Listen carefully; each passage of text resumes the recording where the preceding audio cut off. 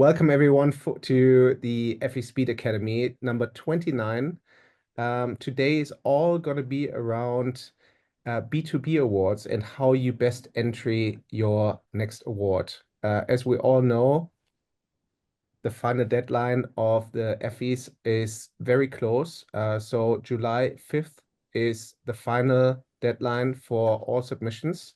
So we want to make sure that everyone is equipped with the right understanding on how we at LinkedIn define B2B and why it's worth maybe re-looking at the current submissions that you have, or maybe it sparks some interest on how you find better ways on how to consult your clients on how to become even more creative in B2B, because it's a huge playing field and there's so much opportunity out there.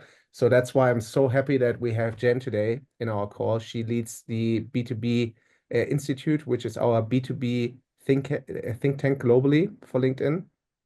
And Jen is a known guest, so she's been here before.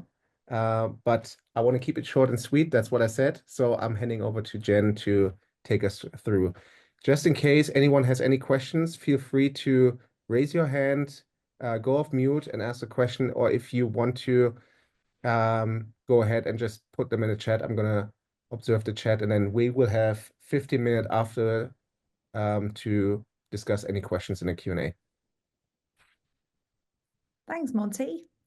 So it's great to meet you all today. Thank you so much. Please feel free to link with me on LinkedIn and Monty. We're all available to share a lot of our knowledge. Part of my job is to share knowledge with people in the industry, and all of the papers that I'm going to be quoting today and all of our research is available for free to download from the b2binstitute.org website, which you can also find via links from my feed.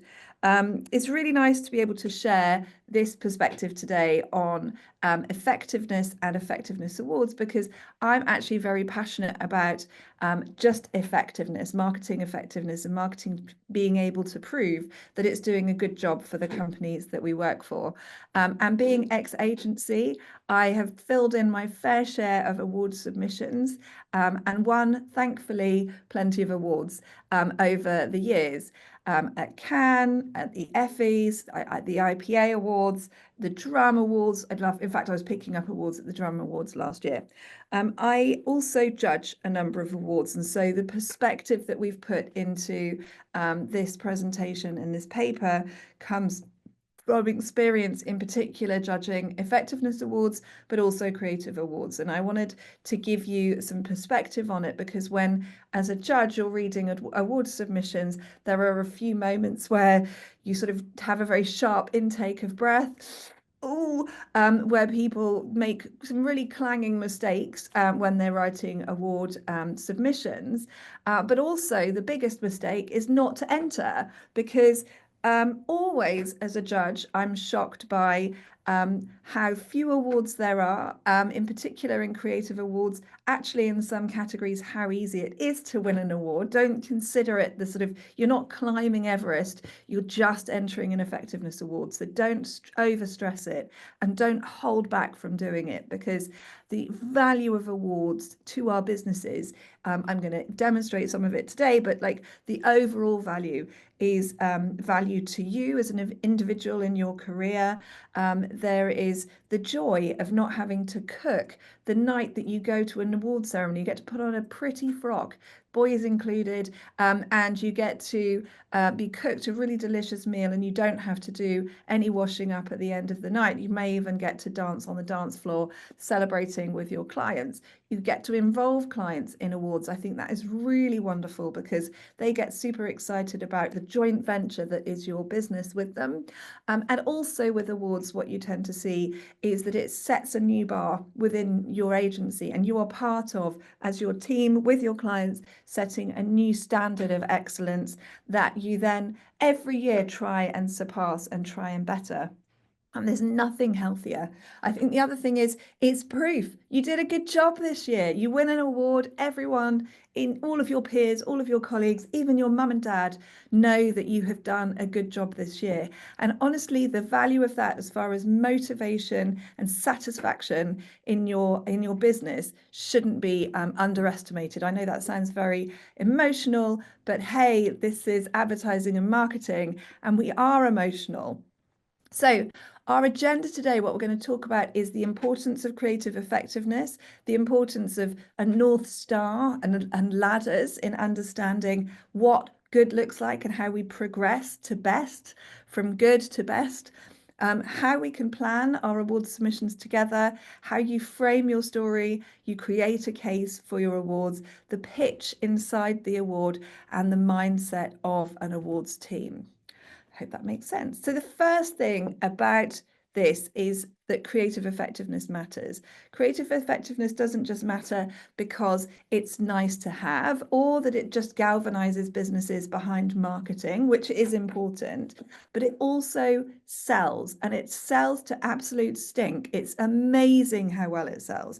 A really good piece of creative is 10 to 20 times more powerful than just mediocre creative. I'm not just talking about bad creative, the sort of stuff that no one sees, but mediocre creative that's essentially about as effective as running your logo can be improved upon thanks to great creativity. And if you as a team are creating great creativity, you are massively impacting the businesses that you serve.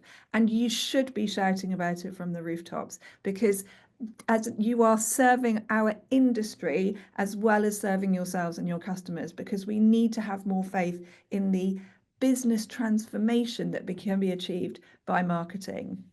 What we saw over the last 2 decades actually was that Cannes at one point forgot this connection between creativity and selling and was awarding a lot of tactical activity. Those are like one-off creative ideas that had no impact on the larger business success of the businesses that it served. And so the first catch that I would make if I were you is don't enter an effectiveness award with an idea that didn't really run, or an idea that was a one-off tactical idea that didn't impact on the success of the business. And frankly, we've all done it. At one point, I was booking advertising slots. This is a little story to illustrate as an example, but I was booking advertising slots in the Shetland Times, a newspaper with a circulation of 300 people of the 1,000 people that live on the island of Shetland. And I was booking advertising slots in there so that I could run an ad to prove that the ad had run in actual media as cheaply as possible. That didn't serve the company that I was working for. It didn't serve the business. It just meant the award qualified to be, or the ad qualified to be entered for a creative effectiveness award. Don't make the mistake I made. The ad still won a craft award. Obviously, it was a very good ad, which is why we invested in running in the Shetland Times. And obviously, the editors of the Shetland Times were thrilled. But at the same time, please don't make that mistake in then entering for an effectiveness award, because the key thing is that creativity has to sell. The industry once forgot that creativity sells, and we lost our way and we lost our credibility in business. And since 2018, Cannes, the Effies, the IPA, and all the different awards groups have been very focused on looking at award entries that prove that creativity made an impact. And you're linking all of your awards submissions to real business effects, whether that's in creating margin, in creating demand, or capturing demand, in transforming the business in some way, whether that's things like raising prices or launching a new product and getting distribution. All of those true proofs of business effects are really important. At the moment, as an industry, in particular in B2B, what we can see is that we are in the middle of a crisis in creativity. In particular, we can see that about 77% of B2B ads don't actually generate any sales. They are, in fact, bad ads. And so I think it's very important for us to celebrate good ads and to inspire the rest of our category. But also, I would say that the propensity to be able to demonstrate market share gain and the impact of your advertising has never been easier, because in the category, you are not competing against rocket science. You aren't even competing against half good advertising. Most of the time you're competing against pretty average and pretty generic advertising. So if your advertising that you're creating is standing out and it's busting the norms of the category, shout about it, enter an award, why not?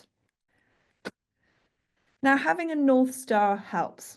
Having an idea of what great looks like is a really good way of being able to demonstrate the progress that your ad or your effectiveness campaign and your effectiveness paper is making for the business. And so being able to rank how effectively you are advertising against existing ideas, against the current campaigns that have been running for the business that you're representing, or against the category, is a really smart way of giving context to the advertising that you're running. But also what you want to be able to show is progress, is a transformation of some sort. Now, that doesn't have to be reinventing the brand. Not every campaign is a launch. A lot of the time we're working for really big brands with very, very consistent campaigns. And one of the most awarded brands in the world, for example, is Kit Kat. And Kit Kat have been running Have a Break, Have a Kit Kat since the mid-1950s. They've been running exactly the same creative idea for over 75 years. I know that because I used to work on Kit Kat. Now, Kit Kat is highly awarded creatively because there are so many smart creative ways of saying have a break, have a Kit Kat, and bringing that to life. So don't think that you can only enter an effectiveness award with a new idea. Reiterating or creating creative effectiveness from an old idea brought to life in a refreshing way, in a new way, or in a way that just surprises the judges. You don't have to surprise everyone. You just have to convince the judges, is something that you should do. So have a North Star of achievement, but you don't consider that North Star to be a revolution if the evolution was still creative. Now, ladders are a really smart way that people are able to demonstrate changes in the advertising campaign. The Ehrenberg Bass Institute has a reverse ladder. They are aiming from prompted awareness to fame, and they climb down the ladder to success. Maybe they're trying to exit a fire or something. Leo Burnett, BBDO and JWT all ran the 7+ scale as a way of explaining why an idea wasn't just a good idea and not just a good piece of creative, but was a brilliant piece of creative. And this idea of being able to change the way people think, change the way people act, change society even, was a way of making sure that even before an ad was made, they were aiming for excellence. They were aiming for creative brilliance and ideas that could set the world on fire. Now, I think this is a really smart way of gauging in your awards submission on a ladder where your idea sits, where your creativity sits, because as an ambition, when you're briefing, this is important, as evidence of translation of thought and progress of thought. This is a very smart way of very quickly tapping into help judges gauge the quality of thinking, the quality of the idea. Heineken also uses a ladder. I absolutely love some of the terminology on this as a judge. I love the idea of thinking about things being contagious, cultural phenomena, or even legendary. It's a really smart way of making sure that we're moving away from the category norms or cliches or accepted existing behavior and showing that we're transforming behavior. Obviously, the ultimate transformation of behavior for any advertising is sales. So please make sure that your legendary stuff also sold. And Heineken is exceptionally good at doing that. Now, when we look at the Cannes Lions and Walk, there is also a ladder, creative effectiveness ladder in B2C, looks like this, and it's all about moving from commercial triumph to an enduring icon, coming up with those excellent big ideas that are an example. For example, especially in an effectiveness award submission, you want to be thinking of an idea that you're going to be taking into next year. It can't just be a one-off. You need to be able to demonstrate that this was so good, we're going to do something like this in the future, because we've not just learned from it, but it's become a change in the behavior of the marketing team as much as in the behavior of customers. When we did research with CAN and with the effectiveness code, what we were doing with Walk in particular was creating a B2B effectiveness campaign. And we did this because we were creating a B2B effectiveness award, and we wanted the judging of that award to be extremely fair, but also extremely business focused and motivated. And we asked James Herman to repeat the analysis that he did for the B2C effectiveness code in 2020 to create this one, which we launched in 2023. We found 3 findings from our research, looking at all the award submissions, comparing B2B and B2C. One of the key things that we saw is disproportionately, if we're indexing, then obviously if you're indexing, then the B2C is the stability. And then indexing against that, what you're seeing is that in B2B, there is less emotion, less music, less emotion, fewer brand characters and less celebrity and less user-generated content and less humor. Now, what's really interesting about that is in B2B, we also see an over-indexing of informative and educational content and partnerships. And I would argue partnerships are hugely distracting in B2B, where it's hard enough to get people to remember your logo, let alone inviting someone else to compete with it in your own advertising. What we do see is that a lot of these elements are incredibly effective in B2B. Humor is incredibly effective in B2B to create memorability, and certainly is a way to stand out in most B2B categories. It's also a great way of diffusing a lot of the stress in B2B marketing and B2B advertising. We're seeing the same thing with things like celebrity and brand character.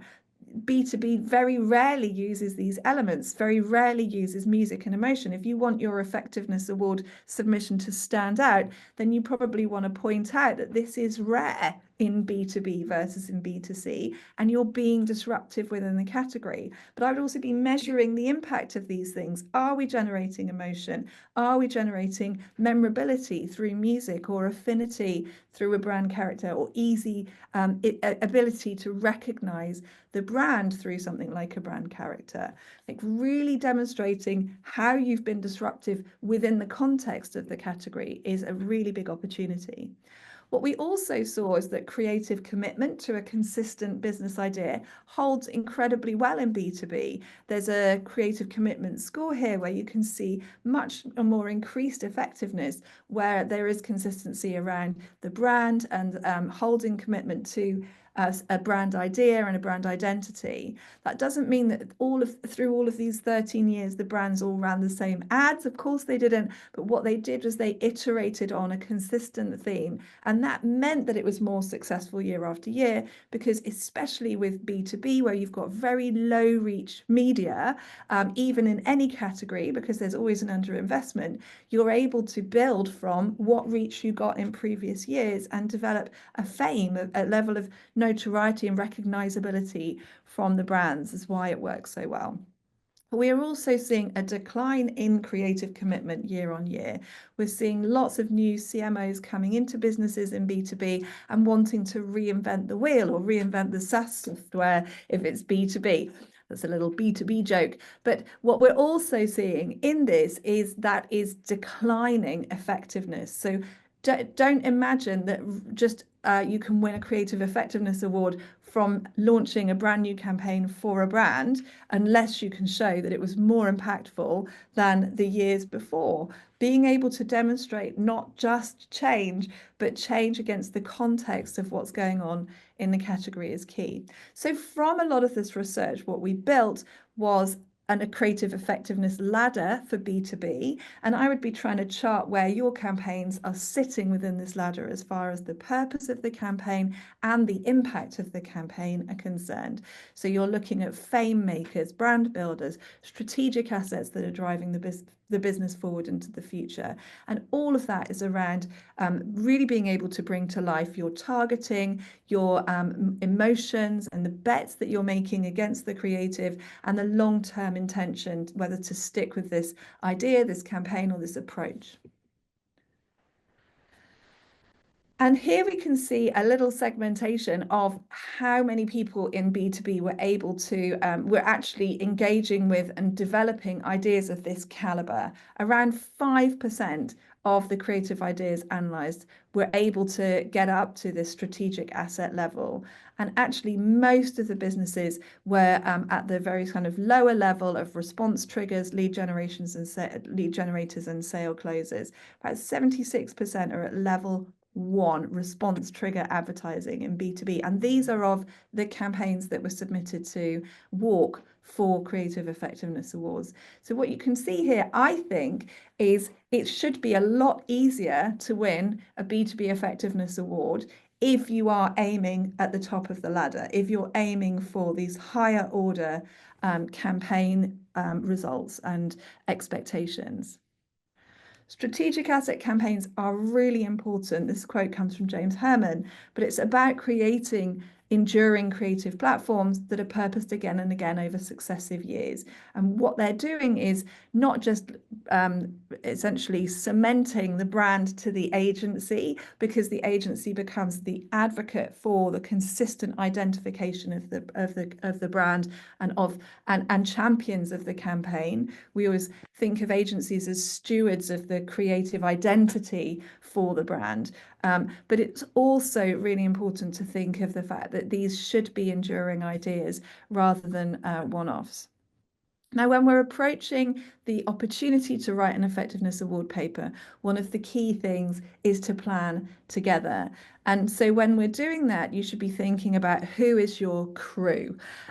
So in particular, you need a lot of these kind of people. You need to have your visionary who's going to inspire and direct the team. You need a data collector who's going to be going to the client and making sure that you've got examples of the creative, the examples of the results that were achieved by the creative that are going to be compelling and believable.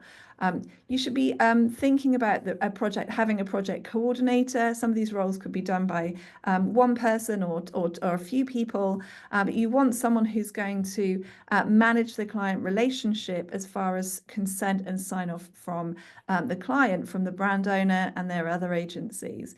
And you also need to be thinking about who in the team is going to be just good at writing, good at the storytelling side of it versus the image researcher and the layout and the design of the award submission. Someone needs to pay. There's normally a fee to be paid. So making sure that you're uploading the entry. In this example, we've got the IPA website because we did a lot of this work and we produced a leaflet on this that you can download for free from the IPA website if you want to go there. And you can't enter an IPA award this year. So if you would like to download that for free, it's no competition with the Effies this year. And you also need a deadline enforcer and a proofreader and sense checker. So that's your crew. And then for a win-win voyage for your team, you also need to think about how you engage everyone. What's the tone of engagement for your crew? So in particular, what you're trying to demonstrate is excellence in the work from the team.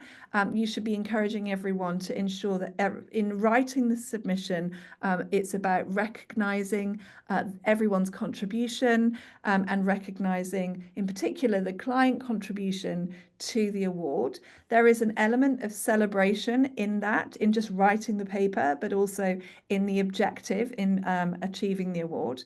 There has to be a level of discipline in the writing. And that means that you need to be thinking about how credible the information you're giving is, how tested it is. Have you looked at the econometrics or the context, the economic context of what you're presenting? You have to look at a standard of proof, and you have to be able to demonstrate and bring to life real value. What is the value that the campaign brought you? And all of these feed into each other. Without value, there's no excellence. Without excellence, there's no recognition. Without recognition, there's no celebration. But without discipline and proof, there's no value. So all of these things interconnect. Now, one of the things that I observe in a lot of B2B effectiveness awards is a lack of framing. The mindset of an awards judge is very different, in particular in B2B, but I would say in In most awards, what you see is that an awards judge is highly distracted. It tends to be people who are doing this as a sort of side effort, alongside their day job, and very much alongside sort of the general busyness of their life.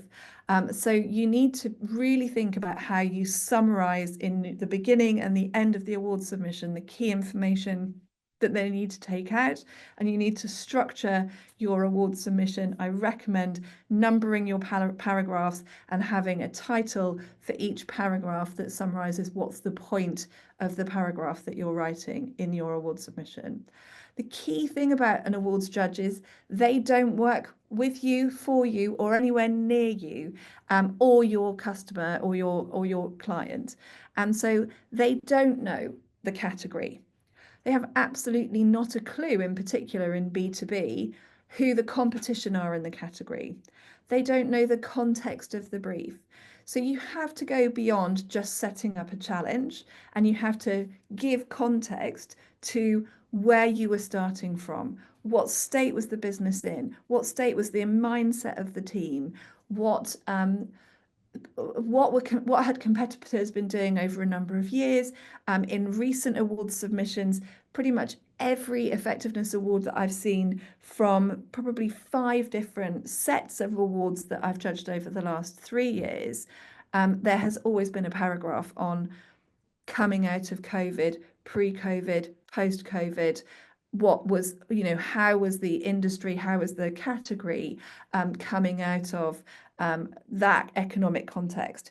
I think that this gets broader now. We've got lots of different causes of chaos and economic friction and change in our categories, and so giving context for that so that it explains any incremental gain is as a result of the advertising and or as a result of the campaign, rather than as a result of just economic recovery or any other factors in the industry. So, for example, at the moment, you might, as a judge, assume that anything to do with AI would naturally be in growth because it's a category that's moving from 0 to anything.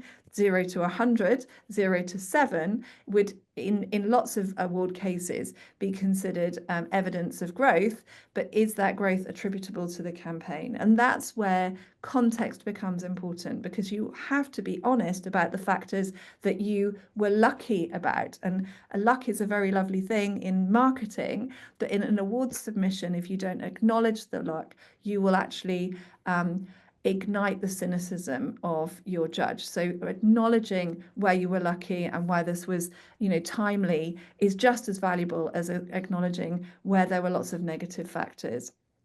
But the key thing, the key mindset of an awards judge that I want you to take away from this is they don't know about the business that you're about to tell them about. So giving them context is a great way of bringing them on board, almost recruit them into your mindset.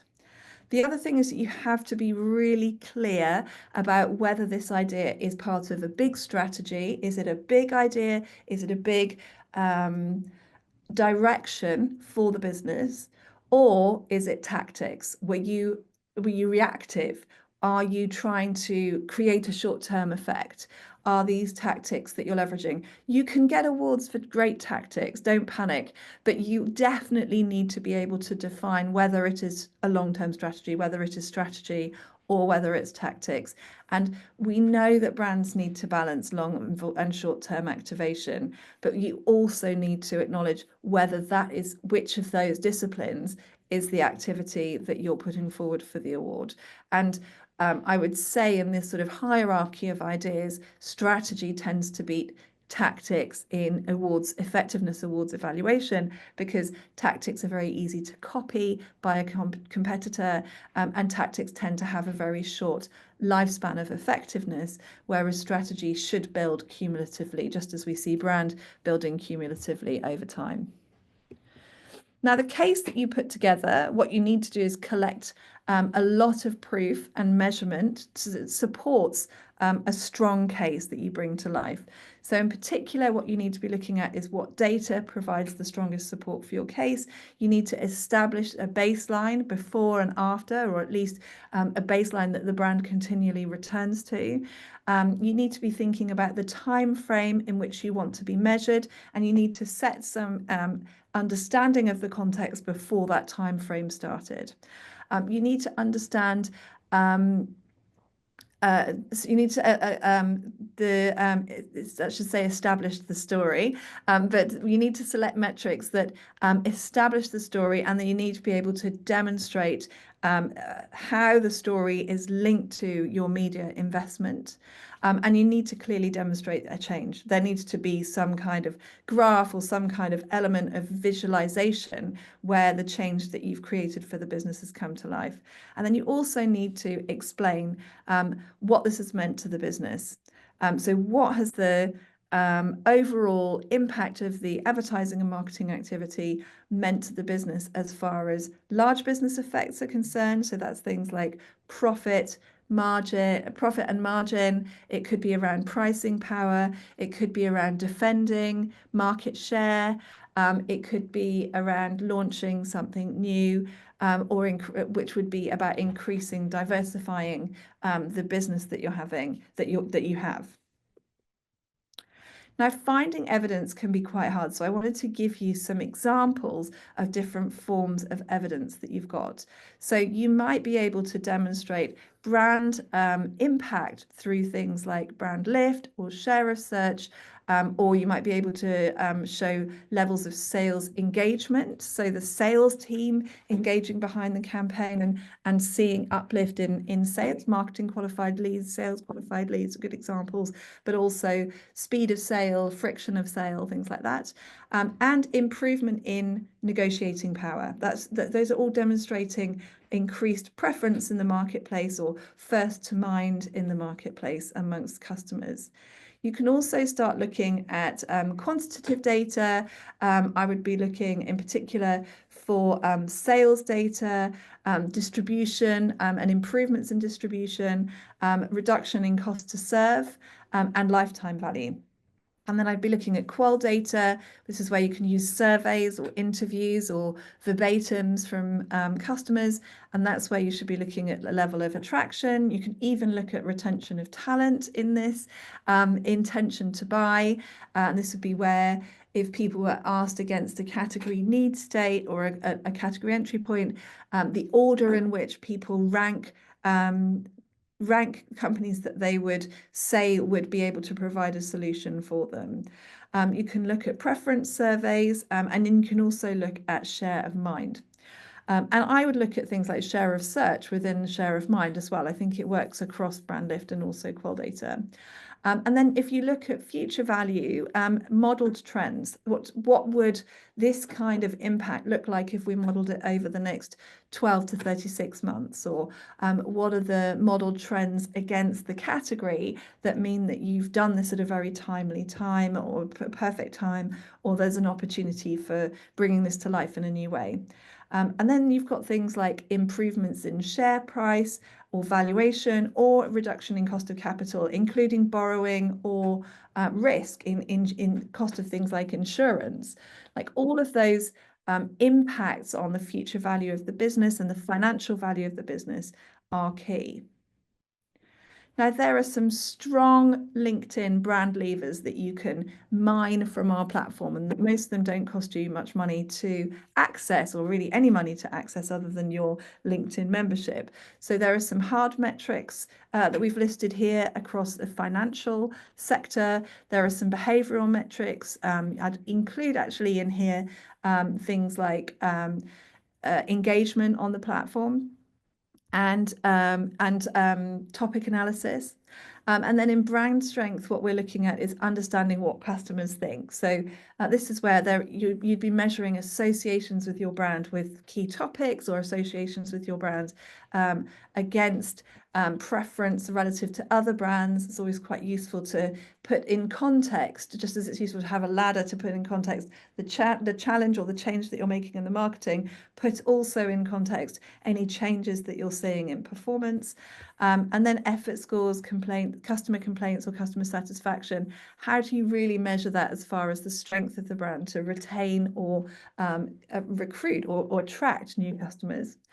And then in brand health, what do customers feel about you? So that could be things like reputation or distinctiveness or a meaningful difference that they're able to articulate, or favorability, which is normally a meaningful difference they can't articulate, as well as value perception and price differentials. And I've sort of very soppily put brand love at the bottom, but actually really understanding that level of affection or affinity that means that people are kind of attracted to the brand in a different way, in a new way that means that you're more desirable, I think is really interesting. Now, the pitch is important. When we're thinking about how we pitch or write our effectiveness award paper, you need to think about it as selling this idea. I know you sold the idea to the client before you created it, and I would look back at how you pitched that idea to the client, because that's going to give you a context for why was it bought in the first place, and why did we always know it was a good idea? And you can forget that along the long journey of production and deployment. So what I would think about is story. How do you create a story around the task of bringing the campaign to life? So who were the characters in your case study? What was the setting for it? What's the plot? What's the resolution? What's the perspective? What's the time and the context in which this happened?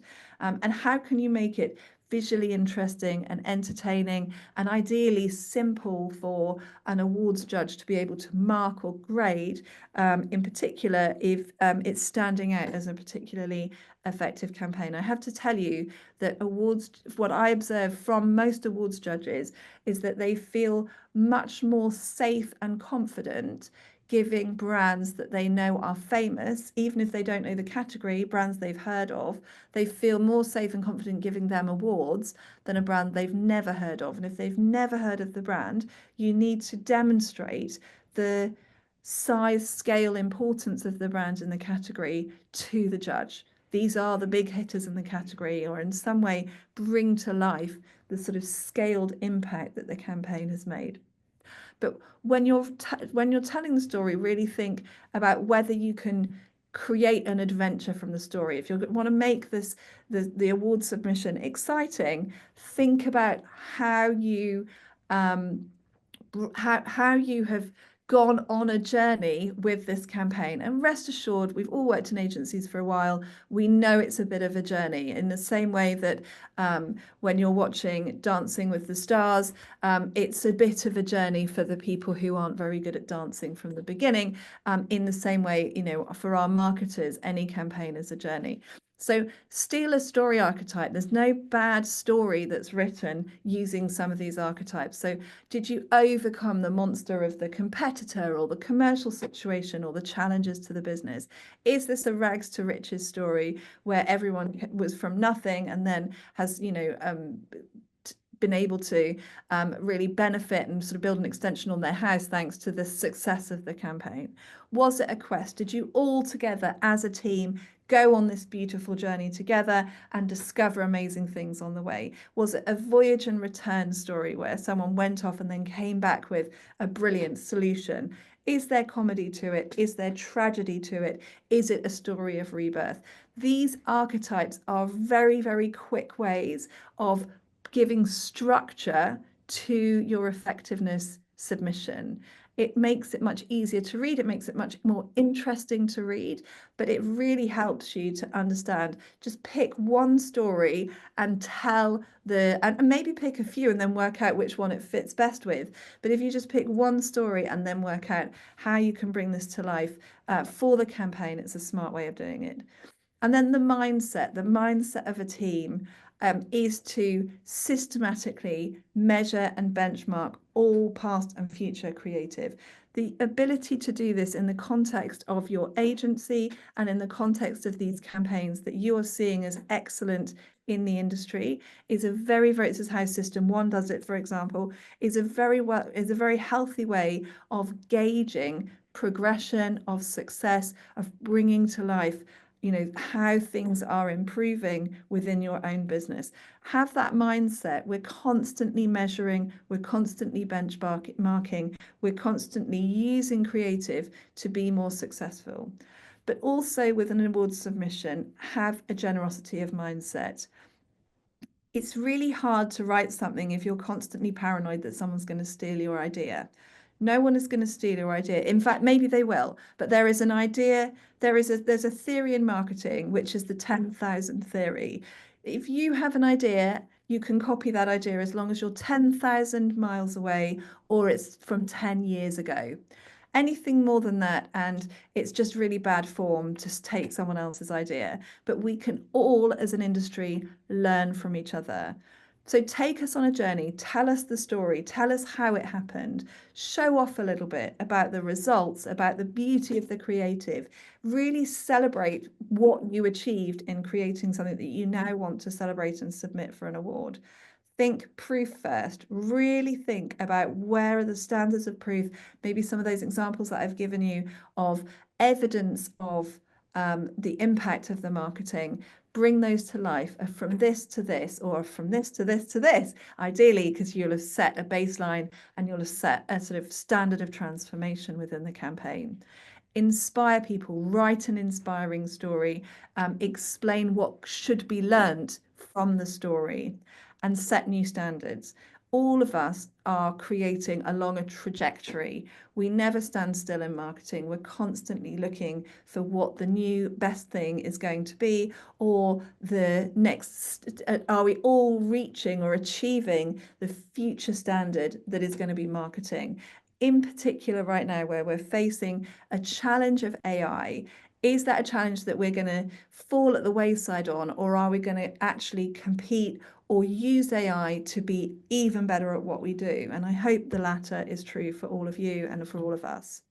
So visualize your success too. Have a mindset within your team of preparing to leverage your award submission. Use it even if you don't win an award. Creating the award submission is evidence that you could be using in your pitch documentation in the future. But if you do win and you are successful, use that with your current clients. Tell them about the awards that you won, not just on a post on LinkedIn. Prepare a campaign within your business to market the success of the awards that you're winning for your existing clients, for the clients that won, and for the clients that could be winning in the future. Use it to discover new business opportunities and use it to keep and attract talent. For example, when I worked at BBDO, there was a cash prize for any bronze, silver, or gold, or platinum, or in the case of Cannes, Grand Prix award, and people got extra time off. Gifts of time, gifts of cash really incentivize creatives to continue to create excellence, but it also keeps talent within your business. Rewarding excellence is key, I think, for planners and writers of award submissions in particular. Being able to recognize them in company meetings, recognize excellence as far as spot bonuses and things are concerned, is an incredible driver of loyalty amongst your team, and a massive incentive for everyone else in the company to publicly see the advantage of engaging and putting in your spare time to get these submissions in. And set new standards. I keep on going on about this thing around standards, but it's absolutely key that we create things like these ladders that set a path to better and better attainment and achievement, rather than trying to do what everyone did last year, because we're not an industry in stasis. We're an industry that is totally reliant on being increasingly brilliant. So if you remember 4 things from this presentation, those are: recruit your audience, really give them context and understanding of what you're doing, surprise them with stuff they didn't know, a result they weren't expecting, a story that they could never have predicted or they never have expected from your customer, from your business. Entertain and inspire, the two together. You need to write submissions that are easy to read, entertaining to engage with, that feel a joy to judge, because they are the ones that win. They are the ones that get past the cynicism of the awards judge or the criticism of the results. Like, you need to be able to have great results, and the inspiration comes from the connection between great creativity and great business understanding that achieves amazing commercial results for the companies that we all serve. So that was me, Jenny from the B2B Institute. I'm going to stop sharing my screen and now open for questions. Thank you so much, Jen, for me, that was a highlight of the day because I always feel inspired when I come out of these presentations. And I hope everyone gets a bit of a broader view on why we believe there's so much more opportunity in the B2B space to win awards.